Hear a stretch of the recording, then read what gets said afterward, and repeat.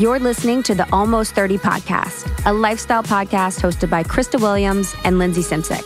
Tune in for a new episode every Tuesday to hear our honest conversations about topics like wellness, entrepreneurship, spirituality, and self-development with guests who are really smart, really inspirational, and really fucking funny. It's real, it's raw, and it's unfiltered. Inspired by our transition from our 20s to our 30s, we realized it's so much more than that. Our mission is to provide you with the tools, guidance, and motivation to help you navigate any transitions in your life and propel your personal growth. Thanks so much for tuning into the Almost 30 podcast. Here we go.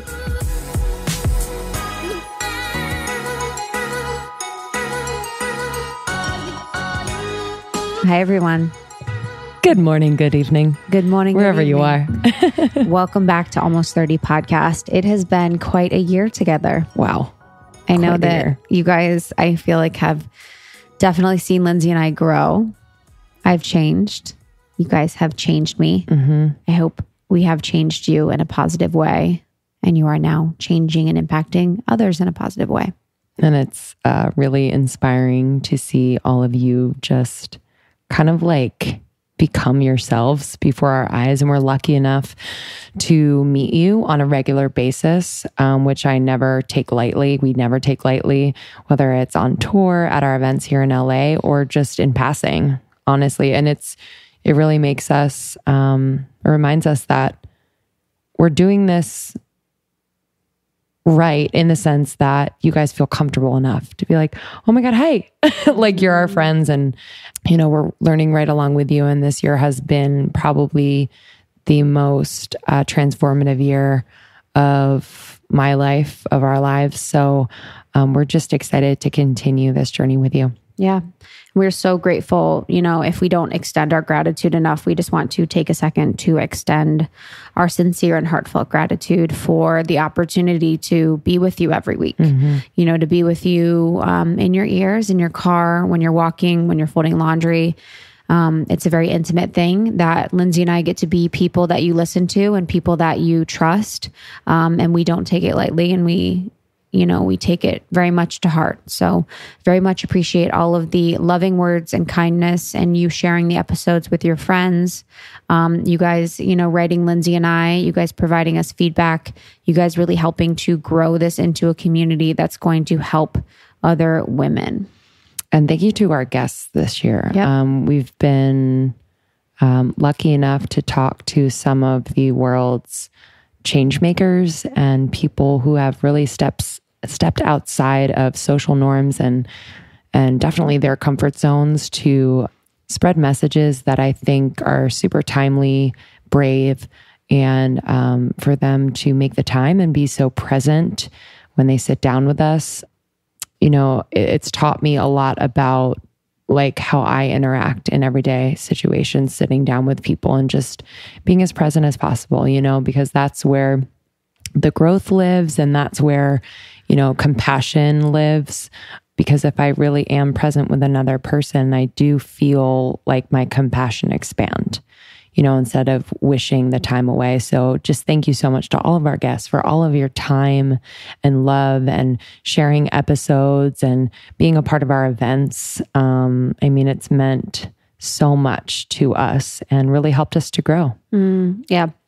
And just echoing that sentiment, thanks to our guests. You've changed my life in many more ways than one. Just being your complete self, I have changed. So thank you so much for being a part of Almost 30, for taking a chance on us if you did, for making us laugh, for making us better, for making our community better, and for taking the time to help impact our lovely Almost 30 nation. Yeah. We pre-recorded this intro just a couple of days before, but we are home with our families right now for Christmas. But whatever you celebrate, we hope you are, taking some time to rest and restore. It's really important, I think, before you start the new year to, no pressure to reflect. I think sometimes that's overdone and I get overwhelmed. So, hey, chill the fuck out. Yeah. But, I think rest is just as important as doing. So really take this time, and everything is going to happen that's supposed to happen, and give yourself a hug and a pat on the back for everything that you accomplished this year, because I'm sure it was more than you could ever imagine. And maybe it was a year where it was just a time to reflect and get your ducks in a row. And that's just as great. So thank you for letting us in and sharing where you are on your journey. We hear from you every day. So we are rooting you on, and you inspire us to keep going. So we're excited about this week's episodes, extra excited. So what we're going to be doing this week is going to be doing a 2018, recap. While all of our guests teach us so much and we love them so much, we picked about 10 per recap to talk about a wide range of topics that we hope will set you up for success for the beginning of 2019. Yeah. So our first guest is podcaster, biohacker, real human, and our friend Luke Story. It's a question Kristen and I get asked all the time. What is your morning ritual? Is that the most used phrase of 2018? But even though it's a little cheesy to say, it's really true. It is so true. Your morning ritual, this sacred time, sets the tone for the rest of your day. There's no way that we could serve Almost 30 Nation if we did not take care of ourselves first. And one way in which we do that, we create a nourishing elixir in the morning for ourselves. We both have individual elixirs, but we wanted to make the ingredients available to you in one spot. And obviously, we're going to put it on Thrive Market, our tried and true source, our place, our shop for all things non-GMO, trustworthy snacks, vitamins, supplements, personal care, eco-friendly cleaning supplies. You name it, they have it. We love Thrive Market. You can visit thrivemarket.com/almost30. It'll take you to our landing page. Click Get Started, and you will be brought to our morning ritual kit. It is official. So if you're curious, check it out. But otherwise, Thrive Market has you covered for everything you need. You don't have to leave your house. Grocery shopping, I'm sorry, is a little bit of a time suck, and it's very unpredictable. Plus, at Thrive Market, you are saving 25 to 50% off on traditional retail prices. You cannot beat it. So if you go to thrivemarket.com/almost30, yes, it'll take you to our morning ritual kit, but also at checkout, you're going to get an additional 25% off. Come on. And for my wine lovers out there, sorry, I had to mention this. They have a clean wine section to their website. Check it out, thrivemarket.com/almost30. I went to the Shroom Room yesterday, which is on Abercrombie in Venice, California. It is a room probably 2 feet by 2 feet. I'm actually not joking. It has moss in it and rocks and a lot of wood. And it is run by this glorious long-haired forager. And there's actually a couple of them. One of them's name is Aaron, and he's so sweet. And every time I go in, I just gotta buy those shrooms.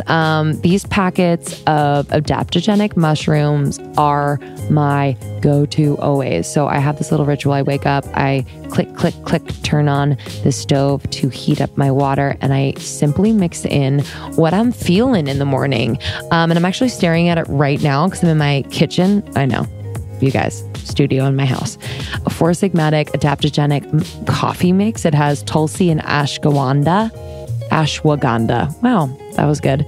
So it's a balance. You have the coffee with a little caffeine, but then the ashwagandha balances it out. I also am obsessing over the mushroom matcha latte mix. It has maitake, which is so delicious. It's super grounding, earthy. What else do I say? Oh, it's a little bit sweet too. It has some coconut milk powder, which is delicious, gives a little creamy texture. You know, we love Four Sigmatic. They have been one of our OG partners. So for our listeners, you can go to foursigmatic.com/almost30. That'll take you to our landing page. You'll see some of our favorite products, but then peruse the site. They're so awesome. It's so easy. And you can use our code at checkout, almost30, to get 15% off your first order. This is your best bet for stocking stuffers, Hanukkah gifts, anything like that. Go to it.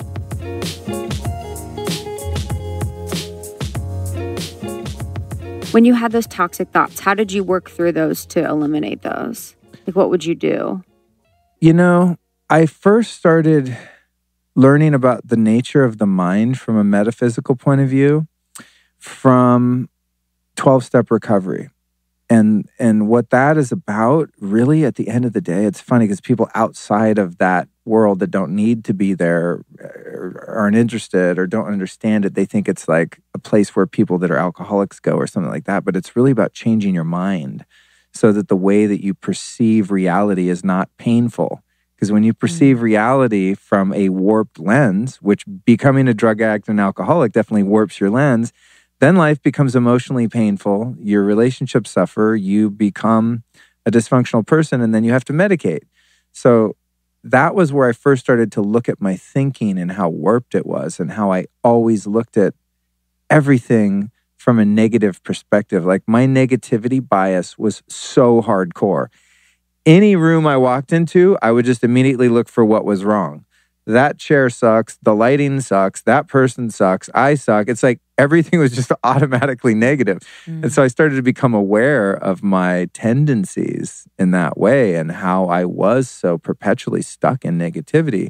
And then the second thing that I found was a teacher named Emmett Fox, who was a British guy who was a Christian scientist back in the 30s. He was one of the leaders in a movement called the New Thought movement, was this sort of anti-religious Christian movement in a sense, where he just extracted principles taught by Jesus in the Bible and sort of did away with all the dogma and metaphor inherent in the Bible and in that religion, and just was like, here's what this dude taught. He taught love, and he taught managing and monitoring your thinking. And one of the main principles, which I still share with people all the time, that I learned from Emmett Fox in a book called Sermon on the Mount. When I started reading that book, by the way, if there was like a mention of Jesus or Christ or something, I would just substitute my own word. I don't even know what word. I just was like, I'd use the word truth or something like that. You were like pizza. Yeah, it was like, it was too like religious sounding. I was like, I was willing to go there, but I had to modify it for a while. Now I don't, I mean, I don't care. I'll study any spiritual teacher. I don't care what faith it is. But the example he gave in there, or one of the analogies, I guess, is that the mind, has this tendency toward negative thinking, and that's really what essentially ruins your life and really manifests negative experiences in your life. And so he said, negative thoughts are like enemy soldiers, and when those enemy soldiers are out on the battlefield, if you allow them to entrench themselves in foxholes, they're exceedingly difficult to extricate. In other words, like you can't shoot them because now they've got cover, they've dug themselves in. And so you've got to pick off those enemy soldiers as they're marching the field before they dig themselves in. And that was his way of saying that it's a constant witness state that's necessary in order to catch those negative thoughts before you give them emotional charge and emotional energy. So say like to this day, I mean, I walk in Whole Foods and someone bumps me, a guy bumps me on the way in, and my mind will be like, oh, he thinks he's better than me? Oh, you think you're badass? Oh, you're tough, huh? Where are you parked? Like just crazy shit. Well, the mind will start doing, or I look weak, that's why he did that, or whatever it is, that the very first thought, or I always use the example of getting a parking ticket, the very first thought that has a negative charge, that's an enemy soldier. And it's like, whoop, no. It's like, over the years, I get better and better at catching them faster. When I have a thought, like the thought I have a lot of the time, when I get frustrated, it's like this deeply narcissistic self-pity thought. It's, fuck my life. Like those words will come out of I'm like, really? Fuck my life. And I'm like, oh my God, what am I saying? But before I even say it, because I have the most amazing life ever, obviously. I mean, look at the story I just told you. I'm living the goddamn dream. I've been rescued from the gates of hell. I mean, any day is a good day for me. And so it's, what I learned was how to really monitor those thoughts and catch them early on before they gain momentum. So if that guy bumps me and I tell myself a story about it and I make up all this meaning, whether, it could be a text or conversation you have with your partner or whatever. It's like the mind will assign these false narratives, this fake news, onto a situation that's not based in, like the work of Byron Katie really speaks to this too. She has the work called The Work, and it's questioning your thoughts. It's like, okay, so my mind just told me this thing about this person or situation. can I really know that that is in fact a universal truth, the way that I'm perceiving this? And if anyone listening, I implore you, like next time you have a thought that hurts you and bothers you, really ask yourself from an honest point of view, is what I'm thinking actually true? And your first thought might be like, yeah, God damn it, I'm right, they're wrong. I don't deserve to be treated like this, blah, blah, blah, blah, whatever the resentful thought is. And then you ask yourself, can I really know that it's true? It's like, well, I could be tripping. I could just be perceiving this situation in a way in which makes me feel like I've been wronged or slighted. But in fact, that's not reality. Up next is functional nutritionist, women's hormone expert, and author, Elisa Vitti. Let me just fully put this all to rest for everybody. Yes. Everything in the diet industry, everything is predicated on the male circadian hormonal pattern. Snaps. Everything. So intermittent fasting, a lot of that research is done on men's physiological reality, not women's, because intermittent fasting you can do at certain times of your cycle and not at other times of your cycle. For example, the luteal phase, you cannot do you can't do it. The luteal phase has huge carbohydrate requirements. You will go crazy trying to do fasting during the luteal phase. But men are the same every 24 hours. So it's much easier to do nutritional research on them. And let's not forget that a lot of this nutrition in the modern sense, the way that we look at it today, a lot of it has roots in World War II military nutritional research. Like, how do we make fit, well-fed, well-nourished soldiers that have a lot of energy to do what we need them to do? And again, that's all predicated on men. Wow. So you have to remember that all these swirling, conflicting theories are confusing because they're not really based on your cyclical nature. In fact, I haven't seen anything except the Flow Protocol address a woman's menstrual cycle in terms of how she should be eating and exercising. Wow. So let's go back to the blood sugar thing, and then we'll revisit this cyclical awareness piece because there's a lot to say there. And I see your questions in your eyeballs. So your listeners should know we're watching each other on video here. Literally. We'll share it. We wish you guys were here. So if you can, drop the caffeine in the morning. And what about matcha, Elisa? Yes, you can have your matcha after breakfast. Matcha cannot be your breakfast, okay? Have it after your breakfast and eat some food in the morning. And you're going to have to play with whatever combination of macronutrients stabilize your blood sugar for up to 3 hours. Are you an oatmeal person? Are you an omelet person? What are you? What kind of a metabolism do you have? Getting that one thing locked in allows you to have 24 hours where your endocrine system has a chance to do things that are not directly focused on safeguarding the transport of glucose to the brain, the heart, and the muscle tissue. Oh. That's the most important job your endocrine system does. Not making sure you have a regular period, not making sure you have healthy fertility, and not making sure you have a slamming sex drive. Think of all three of those things as frosting and sprinkles on your cupcake of endocrine health. But you have to have the cupcake to get the frosting, right? And the cupcake is supporting your endocrine function with stabilized blood sugar, addressing the adrenals, addressing the microbiome, and estrogen elimination. So that's the first 3 steps of the protocol. Then we go into cyclical, what I've trademarked the cycle syncing method, eating specific foods for each week of your cycle, because you have distinct hormonal ratios each week. And exercising differently, and even taking that into how you're being creative and productive, because it does affect your brain chemistry, and you want to play to those strengths whenever you can. That's one key thing I would say. The other key thing I would say, if you're just getting started and you want to know where to start, is I would audit your period. You can go to the Flow Living homepage and take the period type quiz and see what color your period blood is telling you about your hormonal ratios, right? Because you get a live blood test every month in the toilet when you're menstruating. And the color of that bleed will tell you how much estrogen and progesterone you're making in real time, which can then help you make some determinations about what kind of self-care you want to practice. Wow. So the dark, is it like going from like dark to light, or the consistency? It's both. Okay. So you'd have, either dark, and it's really funny. This is a fun little story. So when my book came out, I had been doing this demo for years with my little fruit juice and little white dishes. And so when I pitched Dr. Oz's team, I was like, I want to come and do my little period blood simulation for you and talk about that. And I mean, it was very controversial. I almost didn't get to do it because they're like, we don't think that that's appropriate for daytime television. And turns out I made television, menstruation, and feminist history doing that segment because it had never been shown on television anywhere before. Wow.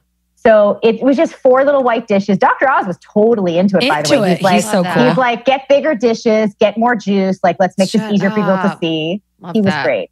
Yeah, he was so great. He has a daughter who's amazing, so. I love Daphne, actually. She's super awesome.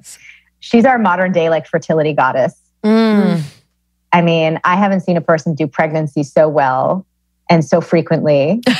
She's got some good hormones. No, I'm saying she's got some healthy hormonal function, and that you can see she's just thriving in having multiple pregnancies so close together. She's healthy. She looks healthy. She's feeling good. That's that's something that you want to do. Good hormones will get you there. Good hormonal balance will get you there.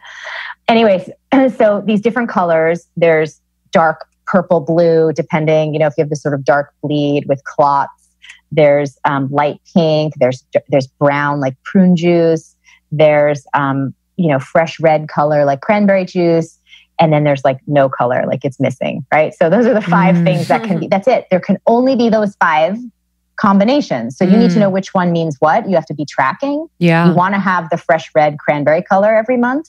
If you have other combinations of colors, you want to understand what that means for you, because you can change the color of your blood within a month or 2, and you can get that positive biofeedback so quickly by, as they named the segment, look before you flush every month, because it's like a free home hormone test. Wow. Okay. That's the second thing I would have you do. So first thing is change breakfast. Second thing is audit your period. And third thing is check in on your synthetic birth control situation.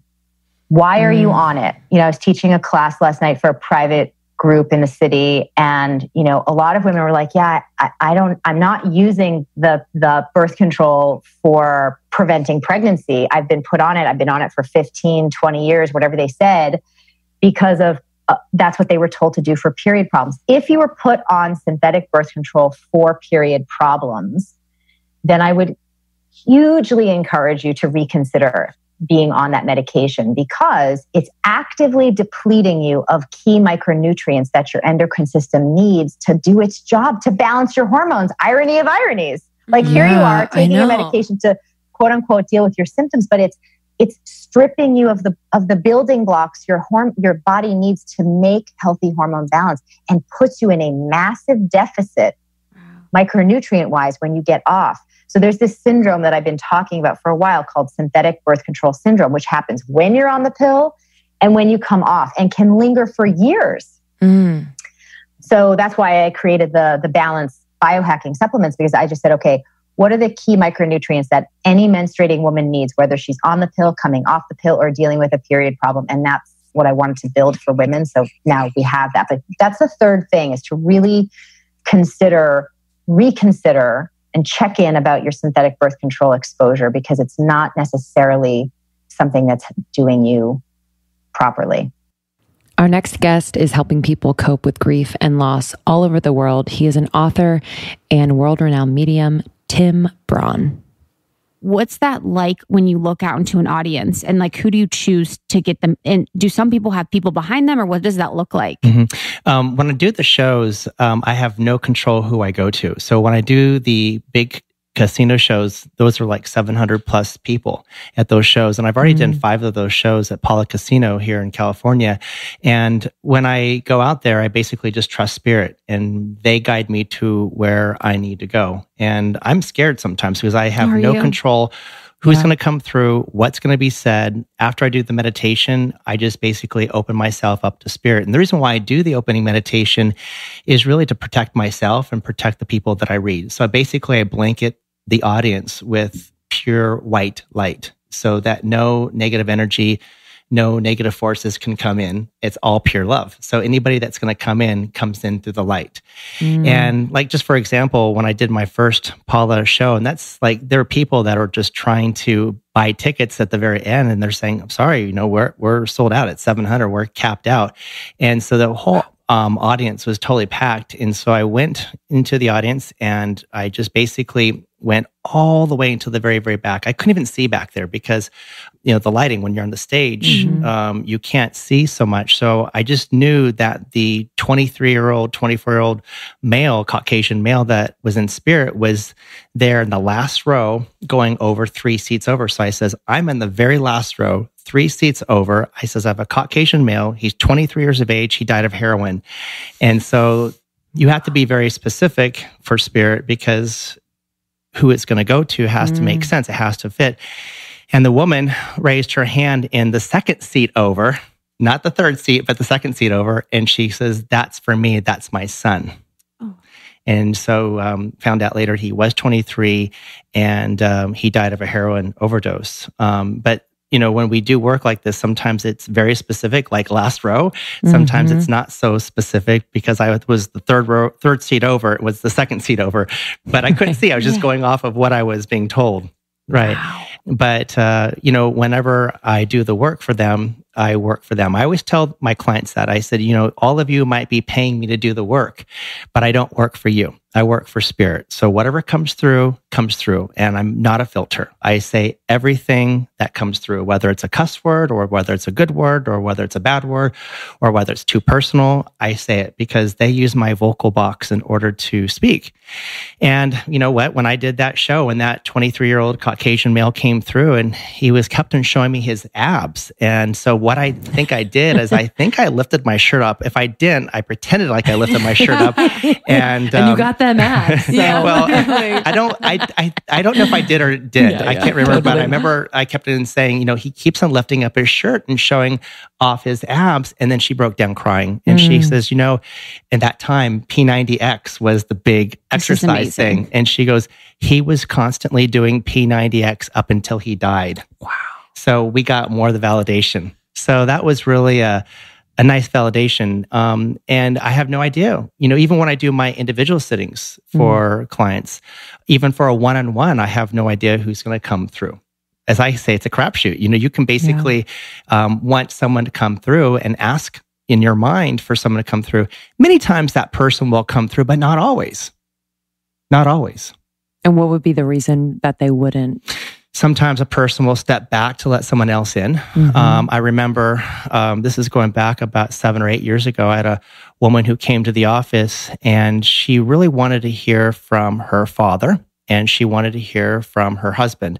The husband wasn't coming through. And at the very end, she says, you know, where's my husband? And I said, I don't know where your husband is. But I says, don't give me any information about him because if you ever come back and have another sitting with me, I don't want to know any information that you already told me that you lost a husband.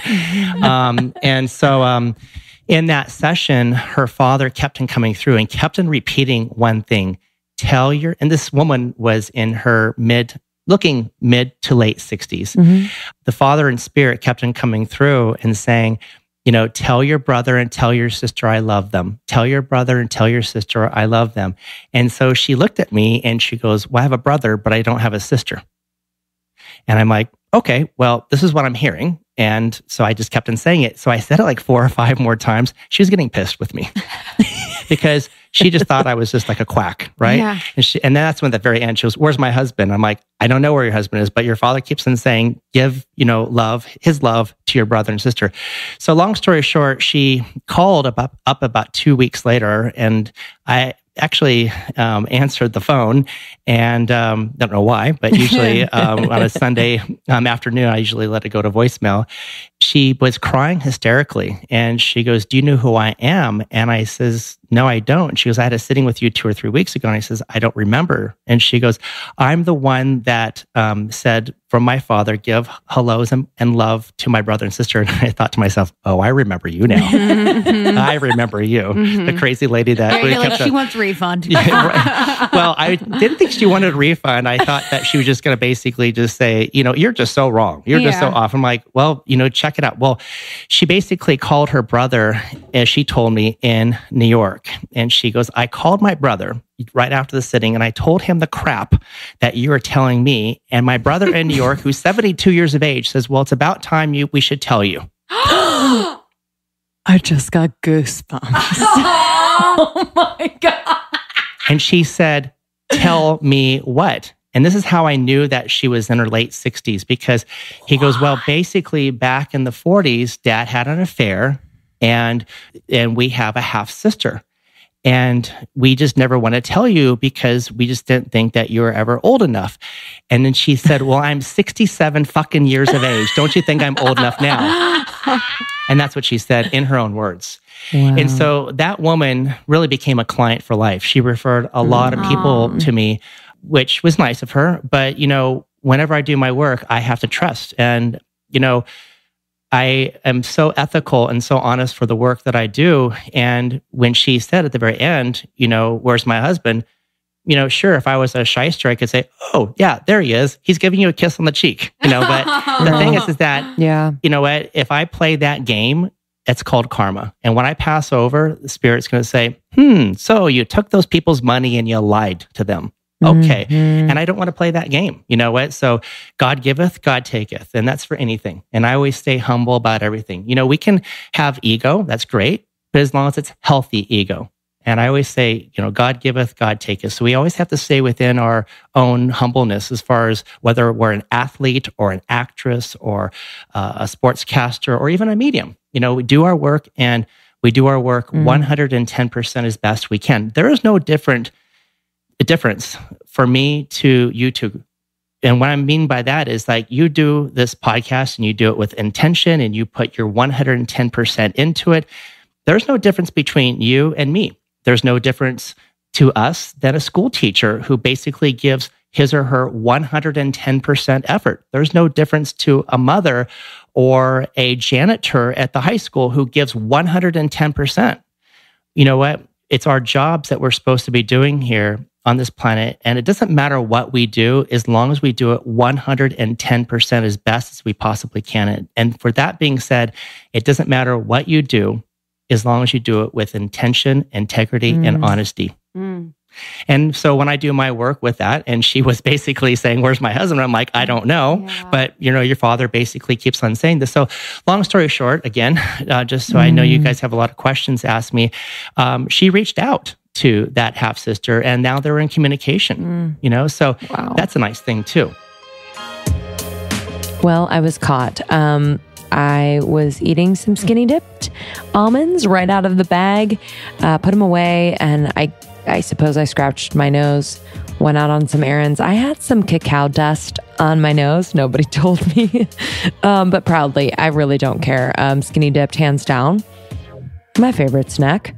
It is so delicious, satisfying. What I love is I can have them before a workout. I'm not too shaken by any sugar high, anything like that. Or I can have it as dessert easily, which I do most often.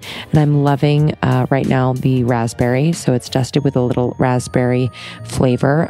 But they have it down to this perfect science, the ratio of this crunchy coating and dusted with chocolate. I can't even describe it. You got to taste it. They have a lot of fiber, tons of protein. This snack is for everyone, great for your family. And this company is founded by friends and family who love each other so much. They pour so much love into these products. You can taste it.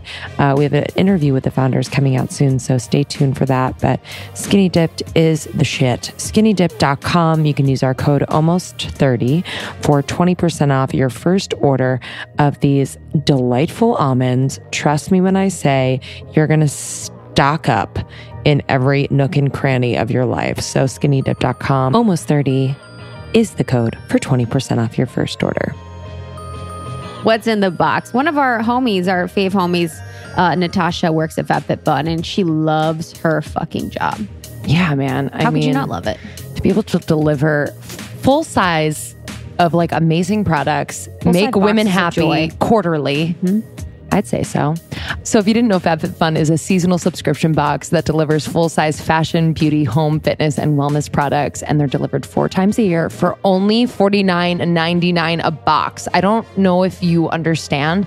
These are all full-size items. So your box could be valued definitely over $200. It's crazy. So for example, in the fall box, every box will include Glam Go Bubble Sheet Mask, love a mask, Beauty Blender in the Pro Original Chill Pop Bubble Glow Royal and Apricot or Nude. Those are the colors. I love a Beauty Blender. Yeah, you use them. Yeah, I do. I like it. And then all members can choose between the Vince Camuto Luck Tote in black or red desert, which is valued at $128. I love that you can choose the colors too. Yeah. Like they just give you options so you don't feel like, oh, I'm getting a box. Don't know if I'm going to like everything. Or you can choose the Crown brush 6-piece brush set in silver or black. So if you're needing to kind of revamp your makeup brush set, now's the time. So yeah, we love FabFitFun. You know, you should treat yourself. I think it's really, really important. Or treat a friend. Absolutely. It's a great, great gift. So you can use our code almost30 to get $10 off your first box. You can go to fabfitfun.com. So FABFITFUN.com to sign up and start getting the box for a life well lived. Use our promo code almost30 and you get $10 so off. $39.99 for $200 worth of stuff. Come on. Enjoy.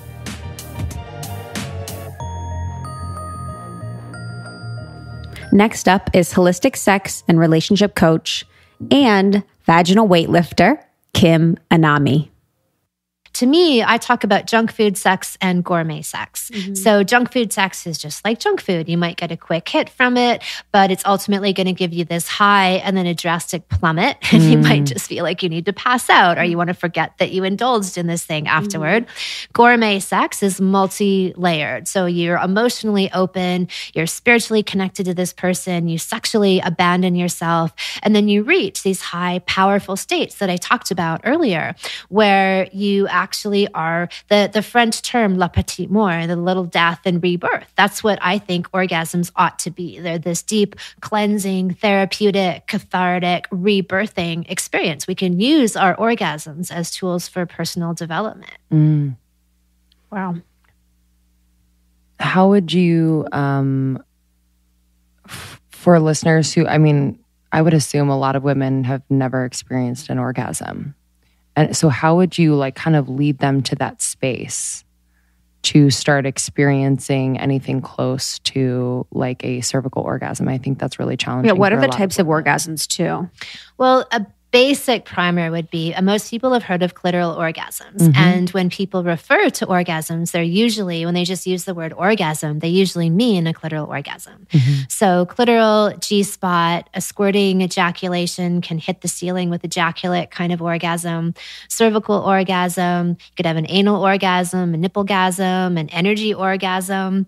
So they're endless, but in terms of like the basic vaginal lot, what I like to say is that the deeper life-changing orgasms are in the vagina. All the good stuff is in the vagina. Superficial clitoral orgasms, because they're more physical, they're more, like I said, kind of like a junk food experience. Generally, they can still be fun and pleasurable, but the deeper orgasms in the vagina require a woman to be able to emotionally surrender and open her heart, open her vagina, open her full self to her partner. And if she can't get there, she's not going to have those orgasms. And so that's where Western science doesn't really understand. They think that if you apply the same manual technique to 30 people, that you should be able to reproduce those same results. But they're not at all taking into account somebody's history, their connection with themselves, their connection with their partner. All of those factors are the internal work.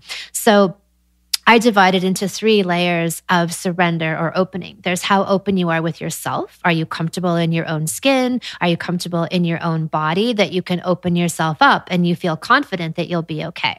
Then there's the level of trust you have with your partner. Do I really trust this person? If I open myself up and leap off into this abyss, will they catch me? Will they hold me? If I fall, will you catch me? And then I'd say there's the whole level of trust you have with the universe. Do you see the universe as a benevolent, loving place? And if you do, then if you've got the first 2, you've got yourself and the universe, that's 66% of the equation. And then even if you were to take a chance with your partner and they let you down, you can still pick yourself up because you know you're okay. You know that you can take care of yourself and you know the universe will take care of you. And then ultimately, ideally, your partner is also worthy of that trust. And so when you have these deep experiences of surrender and letting down your guard, you're met. You're loved, you're seen, you're cherished. So when you're naked and vulnerable, we all need a place to let go and a sanctuary where we can just be our full, raw, naked selves. And it's such healing medicine to receive that. So the ideal, to me, gourmet sex relationship is where you have that. You have that level of openness and trust and honesty and surrender. And that becomes a superfood in your life, a super fuel in your life. Then you're operating at this place of it's your secret weapon, your superpowers together. Like you've tapped into this place with each other and harnessed this powerful sexual creative energy, and you become even more potent in your day-to-day life than you were before you had that. Or if you're in a relationship where you're not able to access those places. How does this apply? What are your thoughts on like one night stands and you know, when to have sex? Because I'm thinking about how deep this is. And, you know, I don't know how easily someone could get to these layers with someone that they don't know very well. So what are your thoughts? They couldn't. Yeah. And so what I'm talking about is a cultivation of a certain kind of relationship. Yeah. And that's not like I was, you know, in my 20s, had a lot of experimentation, a lot of casual encounters. Like I've been there, done that. So my viewpoint is about what's the best use of my energy and can I use this as a way to boost the rest of my life? And so it's like, I guess the barometric question is this encounter giving me energy or draining my energy? And the what I see is the deepest, most powerful use of our sexual connection. And this is by no means a moral judgment. I have absolutely no moral judgment about anyone's choices. I've made the same choices, you know, This is about what's the best use of my energy and how can this feed the rest of my life? So that's where I'm coming from. And in my view, that's through having this kind of relationship where you can really open and surrender. So if somebody's complaining or upset that they're not having G-spot orgasms or cervical orgasms, we'll look at the quality of your relationship. If you're in, say, a sort of fuck buddy relationship, well, you're not likely to be exposing yourself. Part of the agreement in that relationship is that you actually don't emotionally connect with your partner. You might a little bit, you might have some affection for each other, but you are compartmentalizing, right? You're to do that, you are compartmentalizing. And so the whole point of gourmet sex is to fully open and without reservation, share yourself with your partner. Does that mean like fully open? Does that mean like you are expressing exactly what you want in sex, or in your like saying and doing whatever comes to mind? Or what does that mean? What does like fully open mean? I guess there's many levels of it. Like, yes, definitely expressing what you want in sex. It's expressing how you feel emotionally. It's setting boundaries. If there's a behavior or an energy that you don't like, that you're not just suppressing that. You're actually communicating that with your partner. And you can learn to do all these things in ways that are really flowing and healthy. And hopefully you have an agreement with your partner that that's a premise of your relationship, that open communication, transparency, radical honesty are agreements that you've made with each other, where some people have agreements of tacit omission, meaning that don't ask, don't tell, or I'm not going to say this to you because it might hurt your feelings, and so I'm going to hide it from you. So those are two different types of relationships. So the openness then is also being willing to do your inner work. If you know that you've got demons, if you've got unresolved, we all do. We're human. We're on this earth, in my view, to learn and to grow. So we're all given this dose of primal karma to begin this life with, and we have to work our way through it. So we all have issues. My philosophy is that we bring all of those issues into the vessel of the relationship and use it as a catalyst for growth and transformation. But you can only do that if you're willing to open yourself up emotionally, spiritually. You're willing to take a chance and take a risk of exposing yourself. And yes, you might get hurt, but it's the only way that you'll actually grow either as well. And now, author, media pundit, journalist, activist for LGBTQ, the amazing, powerful Dan Savage. Love Your Terry. son is 20. Yeah. He's living with you. Mhm. Okay. What is like fatherhood like? Like, what is it? It's like a heroin problem. Tell me the more. highs, you've never been so high. You've never been so blissed out. And the lows, you're like, why the fuck did I stick that needle in my arm the first time? Yeah. My mom said that the other day on the phone. She's like, sometime as a parent, you regret having kids. But I was like, what? Well, life is regret. You have kids and you have your regrets. You don't have kids and you have your regrets. You pick one person if you're going to partner for life, hopefully, and you have your regrets. There's that wonderful song from Company by Stephen Sondheim where a single character asks a married friend, are you ever sorry you got married? And he says, you're always sorry and you're always grateful. And that's really it. With just about any life choice, you could major like fork in the road life choice around career or parenting or partnering. You're always like happy Looking over you. about the choice you made and mourning the choice you made. Yeah. Did you always have that like knowing, or because I feel like some people in our generation, or maybe it's even younger, like my brother's generation, early 20s, they think, I have to be happy, and if it like kind of strays from like feeling comfortable, they freak out. So did you always kind of know that like shit was going to be hard and also rewarding? Oh, Do you know what I mean? I'm Catholic. Like shit is hard. Yeah. Life is misery Are and you right now suffering and Catholic? pain. Do you? I call myself culturally Catholic. Oh, like My Jewish friends helped me get there. What is a cultural Catholic? Well, it's just, I have all these friends who are Jewish that I helped start The Stranger with, and I knew them to be bacon-eating atheists who didn't believe in anything. And yet they were doing Rosh Hashanah, they were doing Yom Kippur, they were getting together and celebrating the holidays. And they were really kind of honoring their cultural identity as Jews. And I was like, why can't I do that as a Catholic? And not embrace the hocus pocus or believe in transubstantiation or anything else, but still describe myself as a Catholic because I feel very Catholic. And my Catholic education and my childhood and my parents and all the goddamn masses I had to sit through. It carves a groove that it's a nice you can't pretend isn't there. integration that you like. It's a nice way to look at it, to integrate it, because I kind of resist it. I think I Were you raised Catholic? same. yeah, I'm from Ohio. So we're on the cut from the same cut from the same cloth in a way. So yeah, and I kind of see it as like I want to move against it. So it's interesting that you, I guess, like integrate that into Do you your know life. what's really fun though? When I What? say I'm culturally Catholic, it drives conservative Catholics crazy. So it is a way to move against it. That's your favorite thing to do. And you're like, if I know one thing, that's the one thing I know. Like Bill Donahue, who runs the Catholic League, which is just this insane shit. anti-gay hate organization, is constantly attacking me. And one of the things he like gets upset about is when I call myself a Catholic, because how dare I, with all the dick I'm putting in my face and not going to church or confession for 30 years, how can I call myself a Catholic? Because I can, because I am, because my parents were, because I'm baptized, because I was raised Catholic and I have a Catholic education. And so I'm pretty fucking Catholic. I just don't believe in the hocus pocus anymore. So you're raised Catholic, parents are Catholic. What was the experience when you came out to your parents? It was a long ass time ago. And I kind of now take a sort of softer sort of approach to who my parents were then. Sure. Because it's easy now to look back through the prism of right now and fault my parents for not being kind of P-flag hero parents circa 2018. But they were operating on the information that they had available to them then, which was incredibly limited.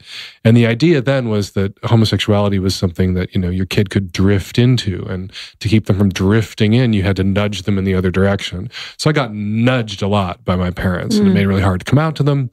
And when I did come out to them, it was to my mom first. It was, she said all the wrong things. She told me I could never have a boyfriend in the house. She never wanted to meet anyone I was dating. But then she got over it really quickly, ironically, jumping back to the top of this conversation with the help of a priest. because I told my mother Really? I was gay. And the first thing she said was, "Did you hear the one about the two men who attacked a woman in Lincoln Park, which was the gay cruising park in Chicago?" And I said, "No, Mom." I lived in Lincoln Park. And my mom said, "One held her down, the other did her hair." That was the first thing out of her mouth. And I was like, okay, that's not what I expected. What's going on? But she had a big meltdown. And she called a priest whose name he was still alive and still priesting. So I don't give his name out because I don't want to get him in trouble with the church. But called this priest who came to our house. That's how Catholic we were. The priest would make house calls for us. And she sat down with him on the front porch and said, "Danny says he's gay." Not Danny is, Danny says. And Father Tom put his hand on my mother's knee and said, "Judy, so am I." I thought he was going to be like, let's see how gay he is. and he told her it was better that she should love and accept it, and it was better that I lived the life that I was going to live than live the life he lived, which he knew I was contemplating because I had gone to a seminary for high school and was thinking about becoming a priest. Wow. Wow. So that helped. Thank you, Father Tom. Yeah, thanks, Tom. Yeah, T-Dog. wow. Did you always feel the presence of God? Like, are you, so you're Catholic, are you religious? I was told like, to feel the presence of God. And, when they tell you that shit when you're a kid, you felt the presence of the fucking tooth fairy. You felt the presence of Santa Claus. Do you Santa Claus was believe in really it? watching. Yeah. Like your parents tell you to believe something and they pretend to believe it. And so you're like, oh yeah, that's a thing. I can feel that. Oh my God, the tooth fairy came last night. I felt her in the middle of the night moving my pillow. It was actually Mom. So yeah, I felt the presence of God until I woke up one day and went, yeah, this is tooth fairy stuff. And has it kind of changed that feeling as you've done the work that you've done and connected with so many people and changed and supported so many lives? Well, spiritually, has that the thing I took away from my Catholic education, I think the thing that everyone should take away from the Bible is the golden rule: do unto others as you would have them do unto you, which means you want to treat other people the way you would like to be treated. You want people to be honest with you, you want people to be kind to you, you want people to be compassionate, understanding, and forgiving with you, and you need to be all that shit for other people too. I always tell religious people who have a problem with my column or the podcast to dump it all in a pot and boil it down to its essence, and you're left with do unto others. There's just more that can be done unto other people in my universe than perhaps in yours, but we're still operating under that moral principle. What's that like for what you do? How do you deal with feedback and criticism? Like, honestly, we get one thing and we're like, yeah, we get one thing that's like, hey, you guys should cuss a little less. And I'm like, oh my God. Like, what do you do? Lay flat on the floor. Yeah, how do I? Yeah. I need some to inject Dan Savage into my veins. I get a lot of grief. I get a lot of criticism. And it's tricky because you don't want to dismiss it all because sometimes the person is right. Yeah. But you get so much of it that to function and to preserve your sanity, you just start tuning all of it out. So you have to sort of judiciously let a little bit of it in and know how to discard, vicious bullshit that comes from a place of vicious bullshit from, strongly worded, even angry criticisms that are legit. And that's a hard sort of line to walk, but it's a privilege to get to walk it because it means that you're in this position where more people are listening to you than are listening to the person who's yelling at you. That's why they're yelling at you. And you just kind of have to be gracious about it and golden rule it a little bit. Like when I'm upset, I want to be heard. This person's upset. They want to be heard. Are they right? Are they wrong? Do I have to act on it? Do I need to think about it? We'll see. So a lot of it, there's this outrage culture on Twitter and certainly on Tumblr where people are just sitting in front of their computers all day, with a Hitachi magic wand between their legs looking for outrage orgasms. And when those people get upset, I'm like, you're welcome. I gave you what you wanted, which was your anger and rage buzzing of your clit today. Go for it. And enjoy yourself. And if it's not going to be me, it's going to be somebody else. And here we have certified health coach, author, speaker, and leading expert in digestive health, Robin Youkilis. The best thing I say about the books and the work of my clients is really just continuously fine tuning what works for me. Because it's me feeling the way that I've felt in my body the last couple years it's incredible.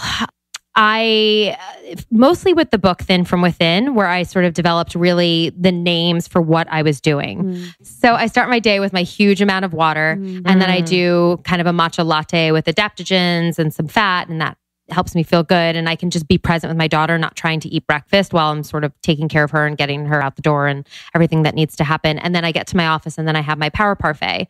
So that's my amped up yogurt bowl. It's yogurt with oats and chia seeds and fruit, etc. And it tastes like whipped heaven and protein powder. So I have that. Do you have yogurt, dairy yogurt? I have goat's dairy. Yeah. That happens to work really well for me. So I always say with people, experiment, try goats, try sheep's. There's a bunch of non-dairy options now that are great. Thankfully, some people, cows works great. So, get grass-fed, grass-finished quality source. And then lunch, I have my rule of 5 plate template, which I can talk about a little bit more too. And it's just, it's like my foundation. I feel like there's so much going on in my life and there's so much going on in everybody's lives. But to be in a place now where I feel like my food is finally figured out a bit and I know what really works for me is amazing. And to be able to teach that and share that and have so many people writing to me and messaging me like, I've never felt better. My belly feels calmer. Not that my belly feels flatter. It's that my belly, they feel calmer in their bodies because we do have such big plans for ourselves and so much we want to do in this world. So if we can take out a little bit of the guesswork around the food, and I always say, try what I recommend. And if that doesn't work for you, try something else. I'm not here to say like, this is the way.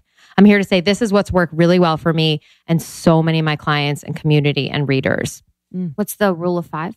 So rule of 5 plate is the 5 foods you want to have on your plate at any given meal. I don't really do it for breakfast because I feel like I'm covered for lunch and dinner.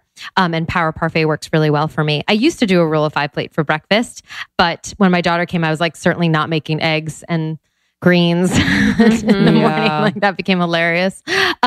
So it's nothing wild, but just gives you a really nice template. So greens, raw or cooked. A lot of people cannot digest raw greens. So experimenting with cooked if that feels like you, if you feel bloated after you eat salads. So raw greens or cooked greens rather. Protein, up to you. Healthy fat, again, up to you. Also, I put nuts in the healthy fat category, not in the protein category, just FYI. From a digestive point of view, nuts are really hard to digest. If you think about how they come in nature, I always say nuts aren't popcorn and we tend to eat them by the handful.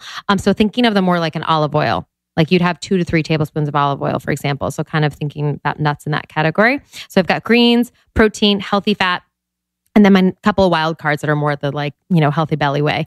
Cooked vegetable. So cooked vegetable for 2 reasons. 1, it's easier for your body to digest anytime you have a cooked veggie in there. And 2, it's really grounding.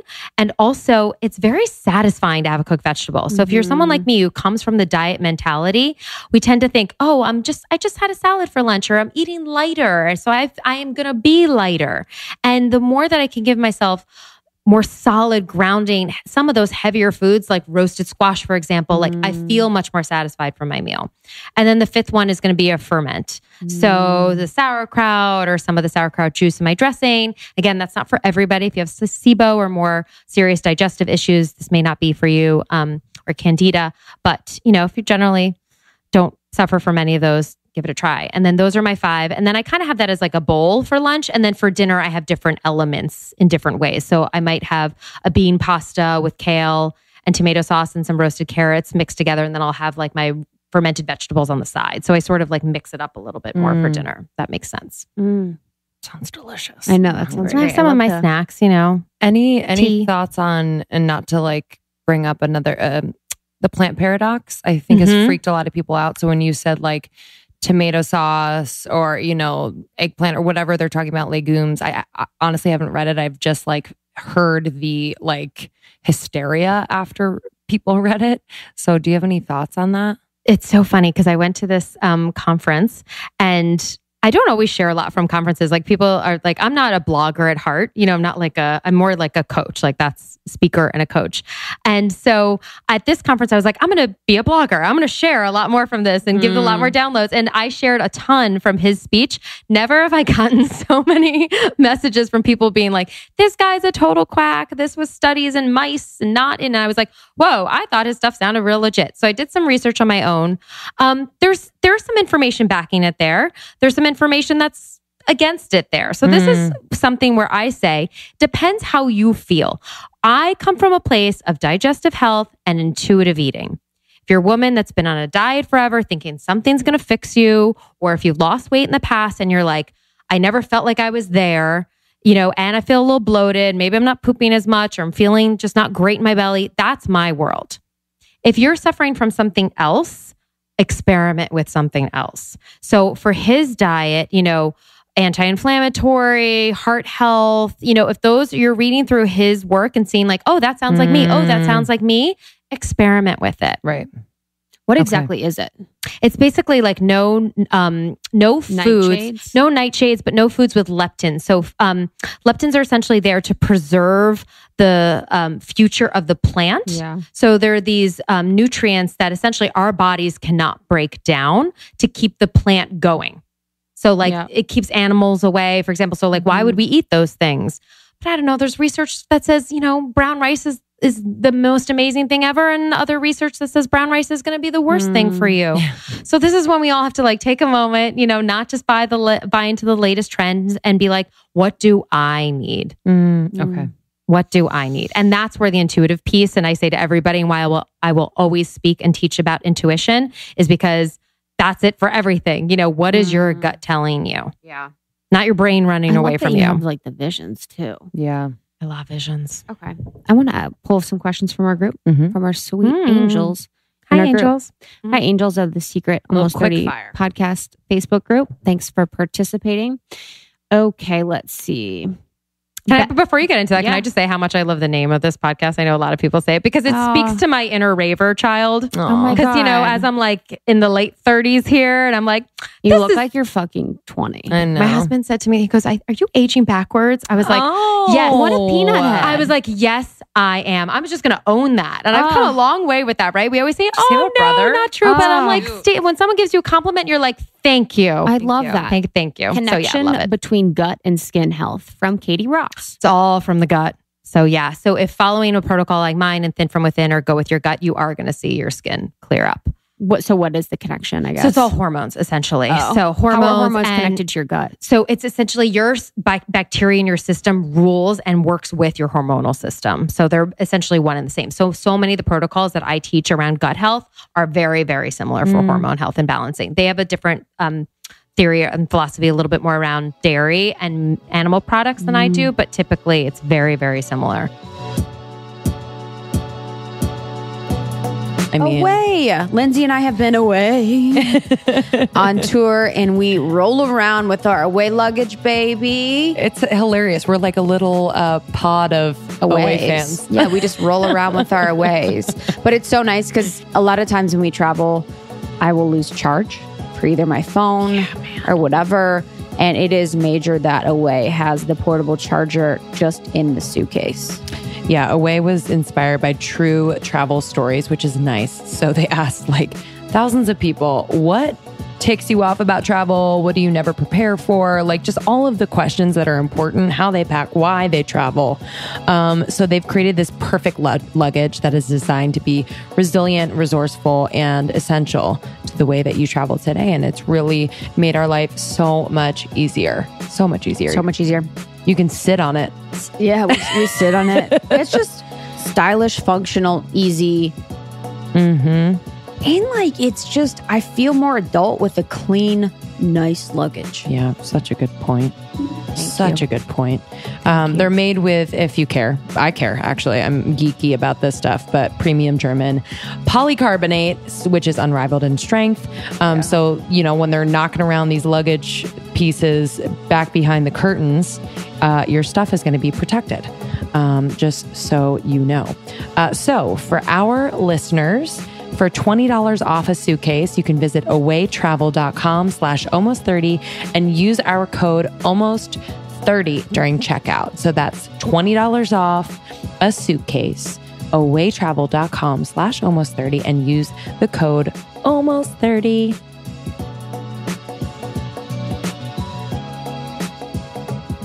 Up next is speaker, relationship coach, and teacher guiding men and women in practices of sexual intimacy, John Wineland. There's 3 ways that we can have sex. We can have sex with our physical bodies, right? We can touch each other. We're all aware of the hot spots on the physical body, yeah. But we can also have sex with our emotional bodies. They were talking about it earlier, like being fully seen. So as a masculine partner, I can focus on your physical body, right? But if I'm doing that and I'm feeling the depth of your heart, right? And I'm feeling sort of the textures of your heart, and I'm feeling the places where you've been hurt, and I'm feeling how your body responds to intimacy, right? Then there's a deeper level of sex. And then the third level of sex is an energetic piece. And the energetic piece means that our bodies we can actually do practice to sync the bodies up. We can train ourselves to actually feel what's happening in another, to the point where it's not like you're having sex from just the body, but you're having sex from the heart, and you're having sex from, I guess for lack of a better term, the soul, right? Where you can actually have that experience. And it's one of those things where you could talk about it. Like I could talk about yoga, right? I could give you the greatest talk about yoga, but unless you get on the mat and you really experience it, you'll have no idea what I'm talking about. So great sex happens when all three of those things are firing, right? Where there's an emotional connection, there's a physical connection, and there's an experience of being tuned into each other's energy on such a deep level that you kind of know how to move his hand or touch his back before he even knows that he wants you to do that, right? And when we can hit those kinds of sexual connections, that's when incredible, life-changing, dramatic, I just seen God, God told me X, Y, and Z during our sex, right? That's when that kind of sex happens. Does that make sense to everybody? Yeah. So the three layers of sex. Now, most of us spend all of our time training our bodies to just deal with the first level. We want to look hot. We want to be strong. We want to be in shape, because I hear that really good sex, takes some stamina, right? So I need cardio. I need to look good, right? And we spend all of our time training ourselves to just work on the least deep kind of sex. And we miss this whole idea of what it would take, because it's a different practice to actually feel somebody's heart. It takes a certain thing. There's actually a yoga, and this is part of what I've been taught. My teacher taught me this. My teacher's a guy named David Data, whose books are, incredibly powerful if you ever get a chance to read them. There's actually a practice of feeling somebody deeper. And if you are a masculine partner, and your sexual essence is masculine. Now, this could be a man or a woman. Doesn't matter. Gender's not as important here. But if you are masculine, what you tend to want is to feel the surrender and the energetic wash of penetrating somebody's heart very deeply. For the guys in the room, does that feel like kind of what you want? Surrender. You want to feel surrender. You want to feel the energy of surrender. You want to feel the energy that comes from a feminine partner if you are masculine. If you are a feminine partner, and since there's more women in the room, you guys can let me know if this hits you. You want to be led. Now, penetration is a pretty loaded word, but you want to be opened and seen and known from a presence that you trust deeply. Ravished. You want your feelings cherished and your heart ravished. Fair to say? Okay. Those are different. Those are different. So part of having great sex is knowing what your essence is, and then finding ways to actually play the game from the deepest part of your essence. So if you're a masculine partner, then what you're going to want to be able to do is not just, you're going to have to learn how to energetically and emotionally, and again, I have to use this word, penetrate, right? With absolute consent, obvious, yeah? A woman's heart, not just her genitals, right? You're going to want to be able to breathe with her so that her nervous system syncs up to your nervous system, and she literally feels held by your breath.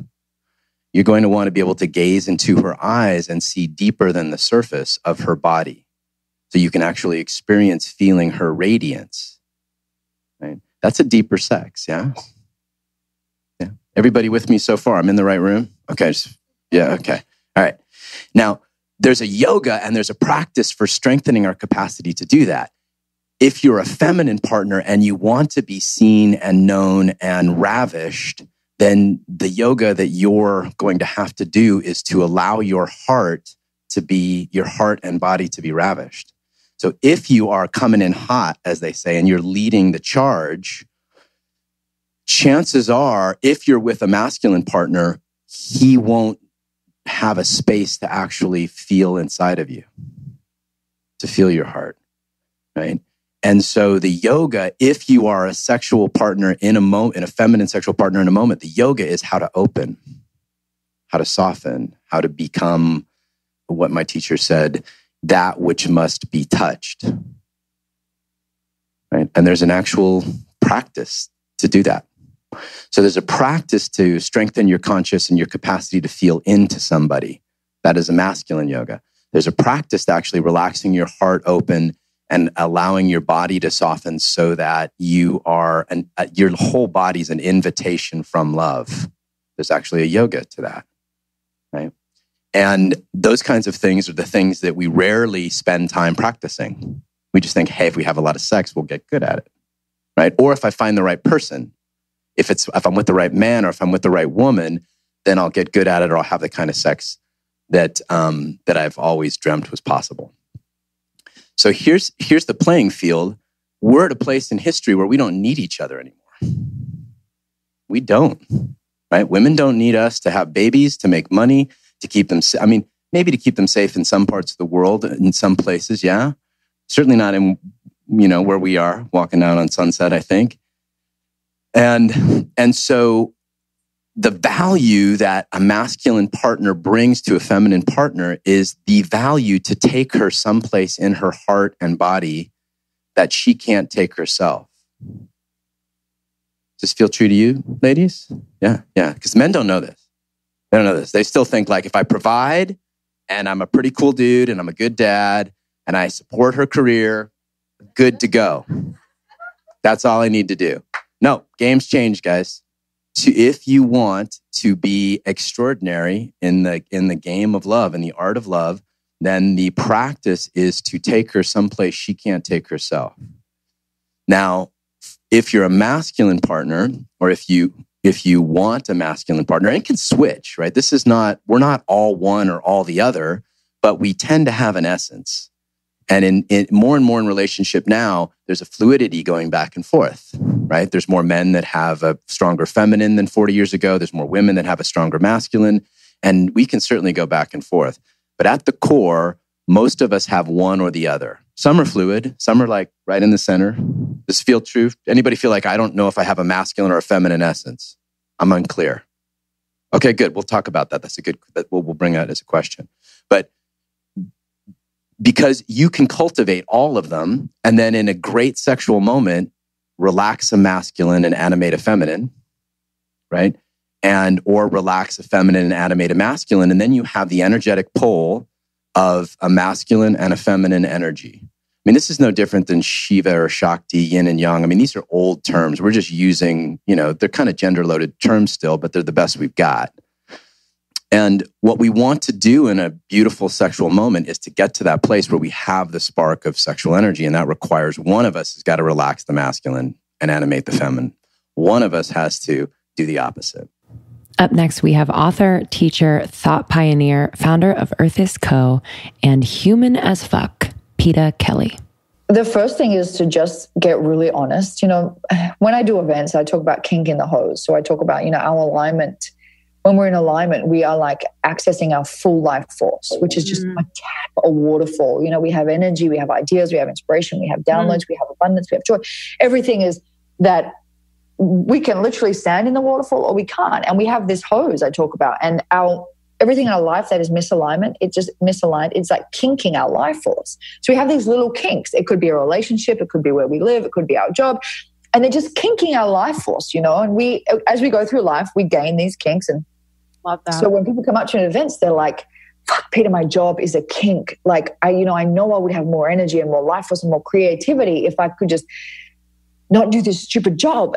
Or some people say my whole life is a kink. Or some people say my husband is a kink. My wife is a kink. Or, being brutally honest, some people do that. And some people just say, hey, the fact that I haven't had this conversation with someone is kinking my hose right now. And so my advice to all of them is like, hey, I am not the unkinker of your hose. And you are the only unkinker of your hose. So, and I always let people know that alignment sounds like really woo-woo and warm and fuzzy, but alignment is literally the most ballsiest thing we can honor in our life. Alignment takes real courage and real balls to jump out of something that's not working for us, to leave something that's not in alignment with our soul, because no one else can ever understand. It's not like saying, hey, I can't make it because my child's sick. It's not like that where people can say, oh, I really understand. It's, hey, I changed my mind and I'm not willing to do that anymore because it's not in alignment for me. That takes balls, because you are just standing up for yourself in a way that a lot of people will never understand. And it's tough because there are other people involved. Sometimes you have to, sometimes other people's feelings will be hurt, and that's never the intention. Sometimes other people will be upset. Sometimes it's not right for someone else. Like if someone's still wanting to be in relationship with you, but you are like so not in it, and you have to have that conversation, it takes balls. If your life force is 100% kinked by your job and you are feeling so urgently like you need to exit so that you can get your energy back, that takes courage, because there's so much unknown. Like, when I left my PhD, that was one of the most courageous moments of my life, because I had it all planned out. I was going to be a doctor by the time I was 25. I already had a thesis. I was set. This was my path. This is what I knew. And when I left, I knew nothing but science and sport and school. I didn't have business in my family. I didn't have money in my family. I didn't know anything else. It was 100% faith in the fact that I deserved to have more of my life force than I had then.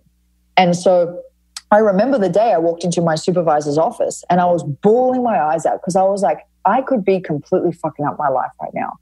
But in my soul was literally just like taking the reins. She was like, shut up. Like your noise and your head has spoken long enough now. Like, trust me.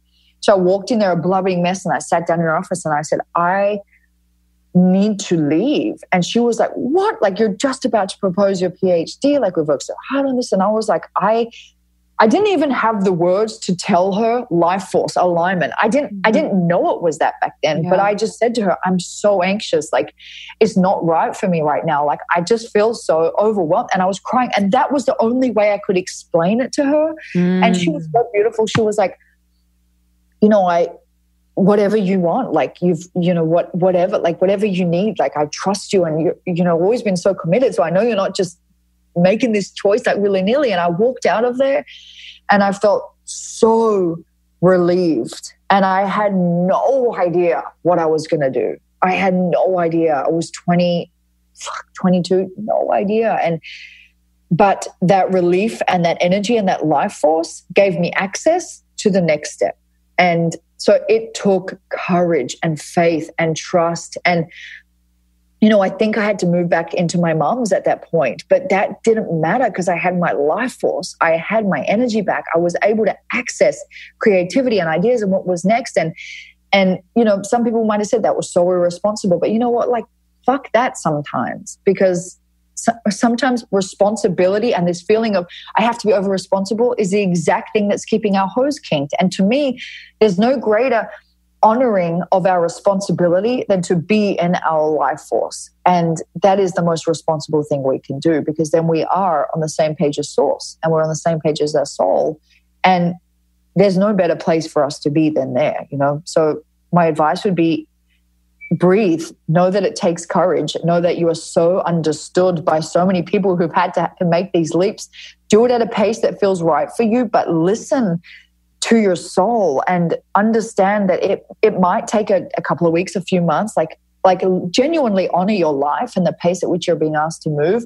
But when it's time, know that scary doesn't mean wrong. Know that scary sometimes means like you are so excited about the life force you're about to access, and go for it. So I feel like we need to put the power back in everyone's hands and realize that, your kinks are perfect. And you are the guru in your own life, and you just know, and just to trust that your feelings and how you feel in your body and your lack of energy or inspiration, like that's a perfect sign for you. There's nothing wrong. It's just signaling to you how much more better it can get, and just be in the excitement of how much better it will get. Next up, we have the incredible femme non-binary icon, performance artist, and poet, Alok Vadmenon. I have medicine for people. In this iteration of the world, I have to call it poetry. I have to call it performance art. I have to call it like, follow me on Instagram. Like, I have to convince people that they are sick. And I have to say, what I have to say is your medicine. And I have to tell people over and over again, it's going to hurt. Like, healing hurts. I've seen it in myself. I have a line in one of my poems where I say, when I look at myself in the mirror and see what I've become, I cannot tell if I'm celebrating or mourning. And that, for me, that sense of like destruction and creation are simultaneous, is so central to how I understand the world, is that healing is painful, pain is healing. These are false dichotomies that we constantly live our lives saying, I don't want to hurt. And so we just play business as usual. And then we're actually end up hurting. Like, that's the irony, is that I look at the majority of people in the world and I'm saying, you've never done self-work. Like, you genuinely don't know who you are or what you feel. And you think that you're happy, but everything is so desperate and ephemeral, where you're going to literally buy a new pair of shoes, feel happy for 5 days. I mean, I love buying new pairs of shoes. Don't get me wrong. But what I'm trying to fight for is endurant happiness. I'm trying to fight for happiness that's not just about a moment or a transaction, and a way of being where no matter what's happening in my life, no matter what the violence I'm experiencing in my life, I look at myself and I say, you better, you know? And I've got there. I genuinely feel like I've got so far. I mean, obviously we're all works in progress, and obviously there's so many things I have to do, but like, I think that the reason I'm so passionate about my message is I've seen what it's done for my own life to be able to reconsider everything that we've been taught. And now when people present a new thing that I didn't know, my reaction is not to clench up and be like, you're wrong. My reaction is to be like, wow, thank you so much for teaching me something about our complex world. I'd love to learn more. You know, like, I just have such a different relationship with like difference. Because I think ultimately the reason that I experience violence is because when people see someone like me, they don't know what to think. And then rather than asking, hi, like, can you teach me? They clench up and they try to destroy it. And that's the psychology of fascism, which is when we're presented with something that is an alternative way of living, we must destroy it, not live and coexist with it. And I think that what I'm really asking, people mistake what I'm saying to be like, I want everyone to be non-binary. No, that's not what I'm saying. What I'm saying is, can you coexist with someone like me in your universe?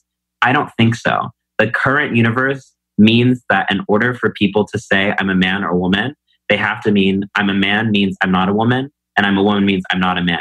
And as long as you believe in those oppositionalities, I can't exist.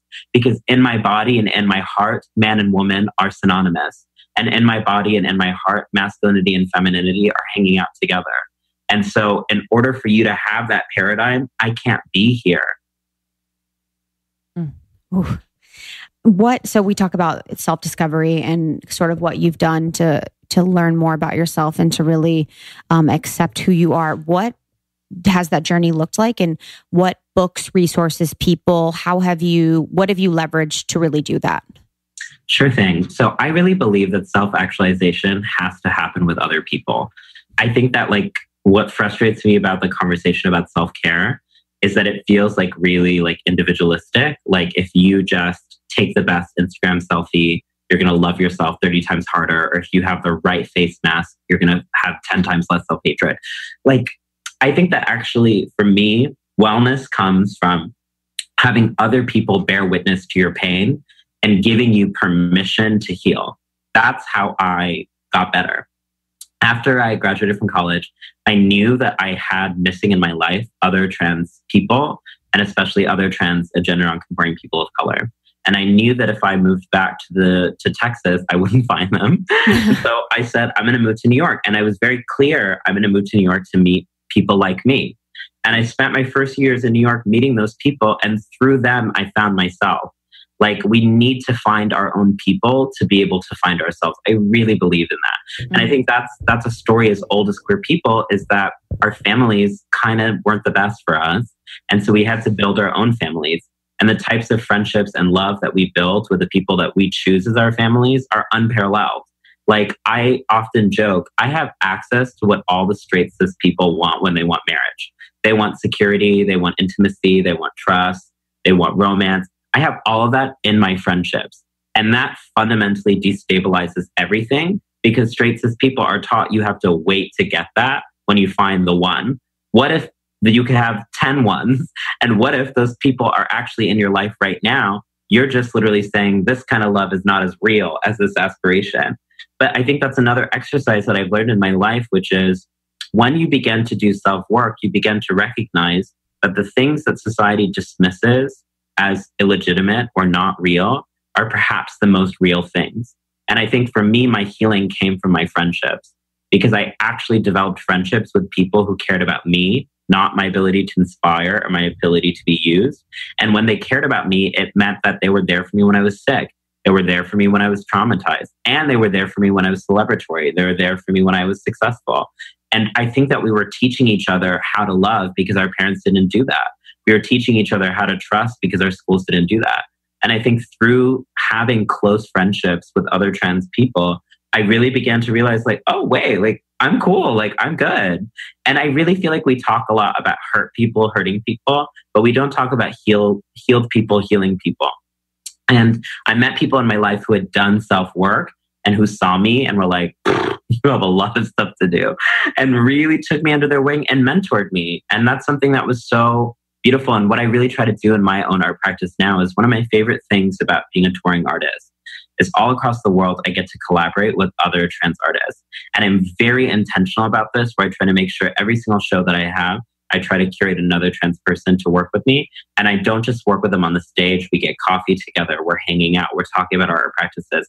And I'm trying to like actually share everything that I've learned with other people.